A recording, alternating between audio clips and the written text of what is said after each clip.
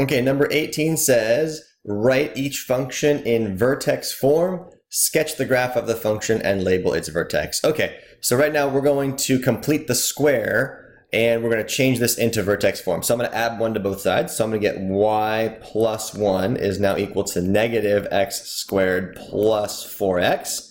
I'm going to multiply everything by a negative 1 so that the coefficient of my x squared term is a positive 1. So multiply everything by negative 1. So I get negative y minus 1 is equal to x squared minus 4x.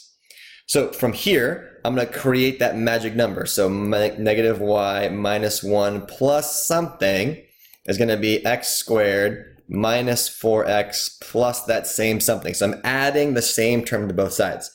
So again, we take half of b and we square it. So if I take 4 divided by 2 and I square it, or negative 4 divided by 2 and square it, either way I'm going to get the value of 4 here. So 4 goes there and there. So on the left-hand side, I get negative y. Negative 1 plus 4 is going to be a plus 3. On the other side, I'm going to get a perfect square trinomial at x minus 2 quantity squared. Remember, the perfect square trinomial, this right here is the perfect square trinomial. It will always factor down to x minus 2 quantity squared, which half of that b term, x minus the 2.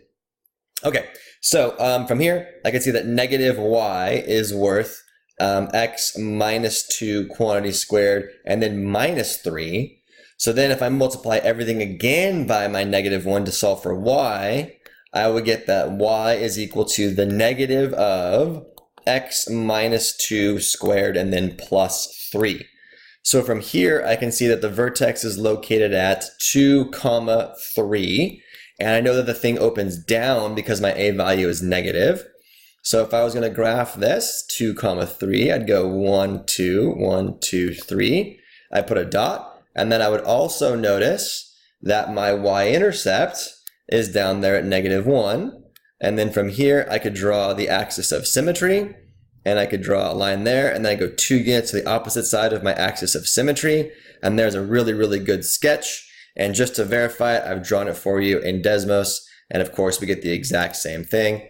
And that is how you do number 18.